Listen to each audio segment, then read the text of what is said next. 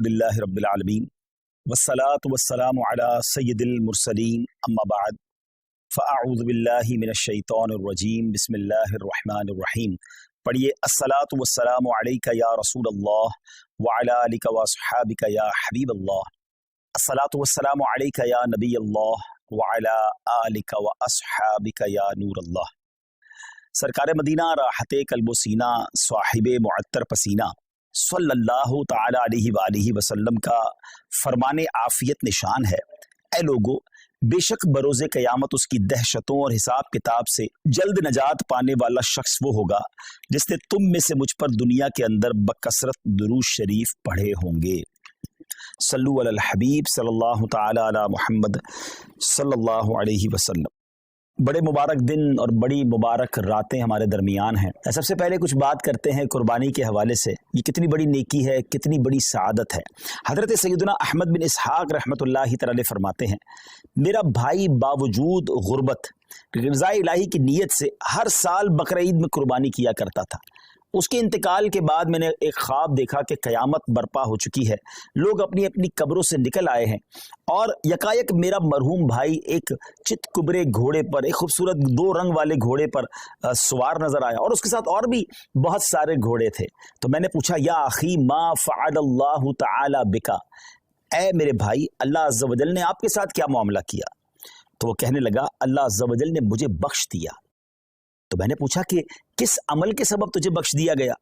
تو اس نے کہا کہ ایک دن کسی غریب بڑھیا کو بنیت ثواب میں نے 1 درہم دیا تھا، وہی کام آ گیا.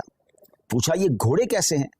بولا، یہ سب میری بقرہ عید کی قربانیاں ہیں اور جس پر میں سوار ہوں یہ میری سب سے پہلی قربانی ہے. میں نے پوچھا، اب کہاں کا ارادہ ہے، کہاں کا عزم ہے؟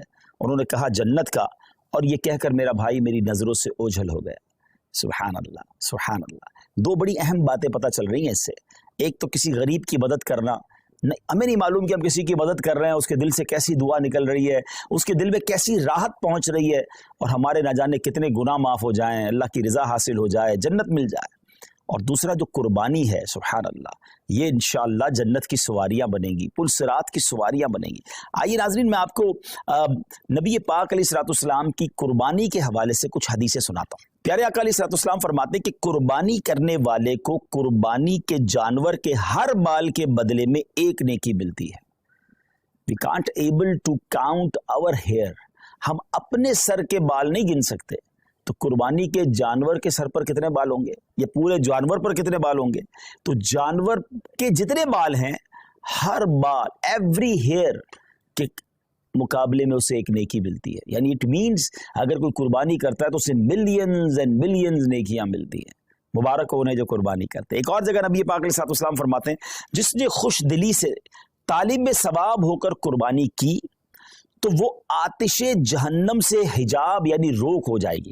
یعنی قربانی، دیر آر 2 کنڈیشنز، خوش دلی کے ساتھ، اوپن ہارٹڈلی، بوجھ سمجھ کر نہیں، برڈن سمجھ کر نہیں، خوش دلی کے ساتھ، اور پھر ثواب کی نیت سے کی. ہاں، یہ الگ بات ہے، کچھ لوگ قربانی دکھلاوے کے لیے کرتے ہیں، پتہ چلے میں کتنے پیسے والا ہوں اور جناب میں کتنی بڑی بڑی قربانی کرتا ہوں. بالکل بڑے جانور کرنے چاہیے، ہیلدی جانور کرنے چاہیے، مہنگے جانور بھی قربان بالکل اللہ کی راہ میں خرچ کرنا چاہیے، لیکن نیت اللہ کی رضا، لوگوں کو دکھانا نہیں.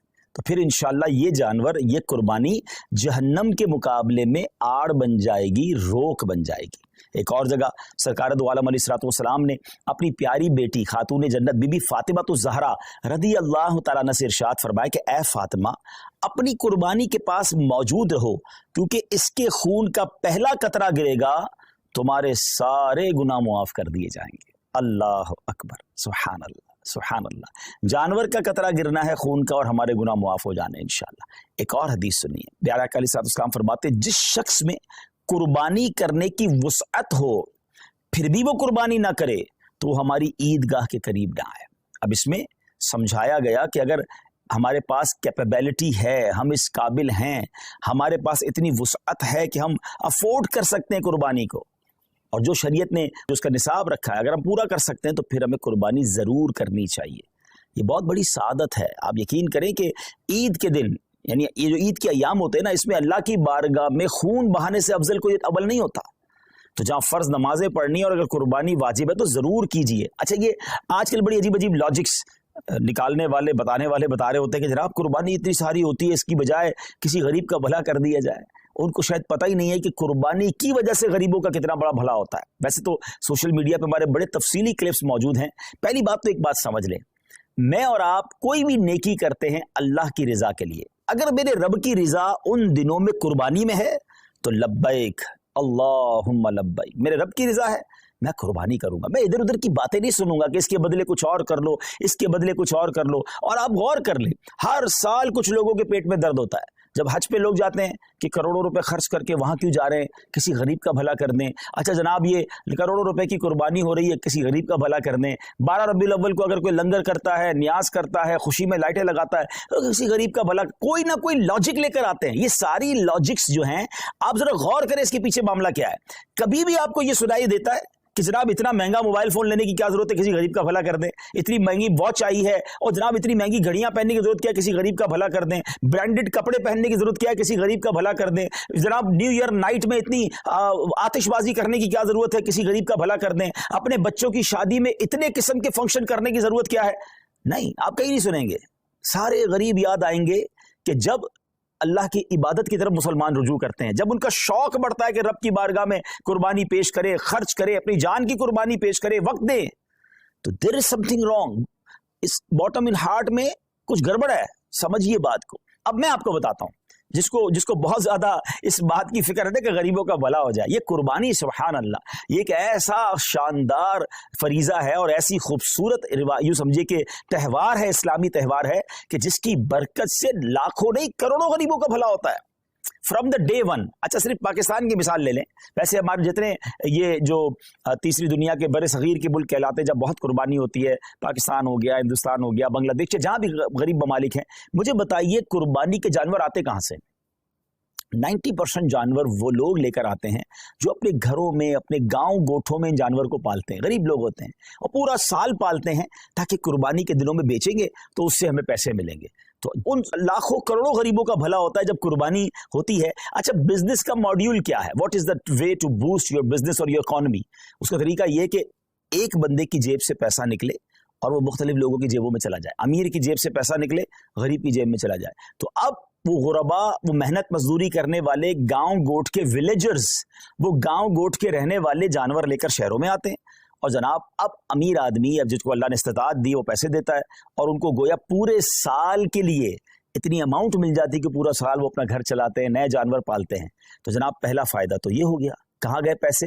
غریبوں کے پاس گئے. اچھا لیکن جب وہ جانور کسی منڈی میں آئے تو اس منڈی میں ہزاروں لاکھوں، یوں سمجھے پوری دنیا میں اگر دیکھیں تو لاکھوں شاید مزدوروں کا بھلا شروع ہو جاتا ہے. کوئی چارہ کھلا رہا ہوتا ہے، کوئی لوڈنگ کر رہا ہوتا ہے، کوئی ان کا خیال کر رہا ہوتا ہے، ان کا روزگار شروع ہو جاتا ہے. پھر جب وہ خرید کر گھر لاتے ہیں تو سوزوکی والے، ٹرک والے، ان کا روزگار شروع ہو جاتا ہے. اچھا منڈی میں صرف چارے والے نہیں، رسی والے، جانوروں کی خوبصورتی کی چیزیں ہوتی ہیں وہ بھی بیچ رہے ہوتے ہیں. ہزاروں لوگ آتے ہیں تو وہاں پر باقاعدہ سٹالز لگ جاتے ہیں، کھانے پینے کی چیزیں بکنا شروع ہو جاتی ہیں. کتنے غریبوں کا بھلا ہوتا ہے. اچھا جب وہ جو جانور آپ کے محلے میں، ہماری گھروں کے قریب آ جاتا ہے تو اب گھر کے علاقے میں، بلڈنگ میں چوکیدار اور محلے والے جو لوگ جانور سنبھالتے ہیں ان کا روزگار شروع ہو جاتا ہے. سارے تو غریب ہیں. اچھا جناب اور آگے چلتے ہیں. اس کے بعد جب قربانی ہوتی ہے تو کون کرتا ہے قربانی؟ ہم خود تو نہیں کاٹتے نا جانور کو. ہزاروں لاکھوں گوشت فروش قصاب اسلامی بھائیوں کا، اور ایک ایک قصاب کے ساتھ 5-5 6-6 ہیلپر ہوتے ہیں. ان کا ٹھیک ٹھاک روزگار بن جاتا ہے 3 دنوں کے اندر. اب وہ کون لوگ ہوتے ہیں؟ وہ بھی نارمل لوگ ہوتے ہیں، ان کو زبردست روزگار مل جاتا ہے. مسلمانوں کی جیب سے پیسہ ان کی جیبوں میں جا رہا ہے. اچھا اب گوشت کٹ گیا، کٹنے کے بعد کیا ہوا؟ سارا ہم نہیں کھا جاتے، لوگ اپنے رشتہ داروں میں بانٹتے ہیں، بہت سارے غریبوں بھی بانٹتے ہیں. تو لاکھوں لاکھ غریبوں کو گوشت ملتا ہے، بلکہ ایسے لوگوں کو ملتا ہے جنہوں نے پورا سال گوشت نہیں کھایا ہوتا، ان تک گوشت پہنچ جاتا ہے. اور آگے چلیے، اب جب گوشت اس کے کچھ دنوں کے بعد ایسی جگہوں پر پکنے کے لیے جاتا ہے جو کباب بناتے ہیں، بوٹی بناتے ہیں، جناب وہ بھی نارمل لوگ ہوتے ہیں، ان کا بھی روزگار چل پڑتا ہے. اور آگے چلیے تو اس کی جو کھالیں ہوتی ہیں، یہ کھالیں کسی لیدر فیکٹری میں جا کے بکتی ہیں تو وہاں شوز، تو جیکٹ وہ بنتا ہے، تو اس کی سلائی کڑھائی مزدوری کرنے والے، یعنی اگر from the start till the and دیکھیں تو کروڑ لوگوں کا بزنس چلتا ہے، روزگار چلتا ہے، مزدوری ملتی ہے، گوشت ملتا ہے. سبحان اللہ و بحمدہ، سبحان اللہ العظیم. گویا سنت ابراہیمی پر عمل بھی ہو رہا ہے، گناہ بھی معاف ہو رہے ہیں، اور پورے مملکت کا، پوری کنٹری کا کاروبار چل رہا ہے، لاکھوں لوگوں کا روزگار بڑھ